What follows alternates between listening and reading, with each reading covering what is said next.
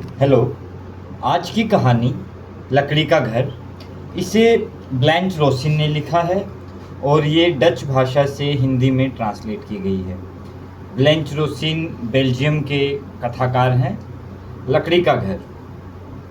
गोटे और ननेटी लकड़ी के छोटे से मकान में रहती थी।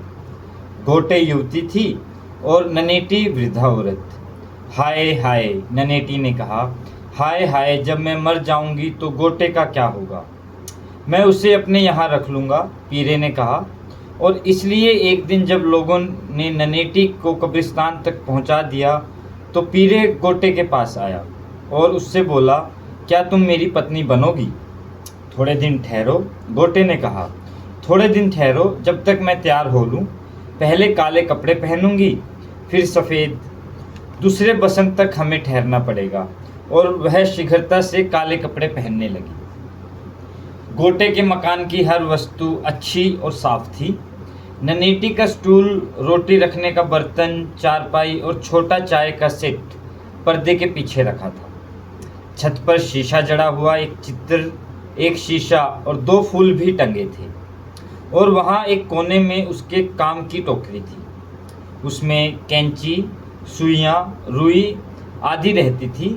कारण गोटे अपना जीवन सीने परोने के से ही चलाती थी। उसके दो मित्र हैं, पीरे जो उसे प्यार करता था और उसकी बिली जूड जो उसकी मित्र है, सहेली है। पीरे नौजवान और मजबूत था। उसके प्रहार से ओक का पेड़ गिर जाता था। वह गोटे को एक हाथ से उठा लेता था। जूड बूढ़ी थी। उसकी आंखें समुद्र की तरह हरी थी। रात को वह गोटे के पांव तले सोती है। एक दिन गोटे खिड़की पर बैठी सीना पिरोना कर रही थी। नीचे से एक राजा गुजरा। वह बहुत सुंदर था। उसके पीछे बहुत से आदमी थे। उसने गोटे की ओर देखा। उसकी सुंदरता से मुग्ध होकर उसने गोटे का नाम पूछा। मुझे गोटे कहते हैं, गोटे ने उत्तर दिया। गोटे, राजा ने कहा, क्या तुम जानती हो तुम बड़ी सुंदर हो? मेरे पास तो शीशा नहीं है, गोटे ने कहा। मेरा ले लो, राजा ने कहा और अपना शीशा गोटे को दे दिया। गोटे ने देखा, सचमुच वह बहुत सुंदर थी। दूसरे दिन राजा फिर आया। गोटे, राजा ने कहा, क्या तुम रानी होना पसंद करोगी? तुम मेरा मजाक उड़ा रहे हो, गोटे ने कहा। लेकिन रात उसने अपने आप से कहा, क्या मैं रानी नहीं हो सकती? और दूसरे दिन गोटे राजा के साथ चली गई। जब पीरे लौटकर आया तो देखा घर में कोई न था। आग बुझ चुकी थी। जूडे को किसी ने रोटी के बर्तन में बंद कर दिया था और गोटे अब शान से राजधानी के राजमहल में रहती थी। वह गहने और कीमती वस्त्र पहनती थी, लेकिन रात को वह सो न पाती क्योंकि बगल वाले पार्क में से एक आवाज़ आया करती थी। मैं उस आवाज़ को पहचानती हूँ, गोटे ने सोचा और उसने सोने की कोशिश की, पर उसे नींद न आई। थकी सी वह उठी। लैंप उसने हाथ में ले लिया और पर्दे से झांक कर देखा। पीरे पार्क में चक्कर लगा रहा है। दूसरे दिन उसने अपने पति को बुलाया और कहा, एक आदमी रात को पार्क में शोर मचाया करता है।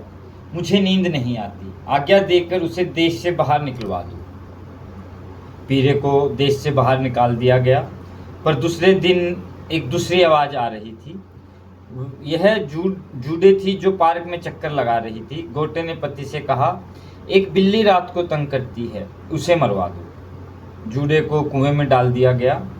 लेकिन दूसरी रात को स्वप्न में गोटे ने सुना, सुई हूँ, मैं सुई हूँ। दूसरी आवाज़ ने कहा, मैं कैंची हूँ, मैं कैंची हूँ। मैं ननेटी का स्टूल हूँ, मैं खिड़की हूँ। गोटे गोटे, मेरी आवाज़ सुनो। जब तब गोटे चुपचाप उठी। अंधेरी रात में जाकर उसने अपने लकड़ी के पुराने मकान में आग लगा दी। लेकिन घर के साथ साथ चिड़ियों का एक घोंसला भी जल गया जो उसके घर की छत से लटक रहा था।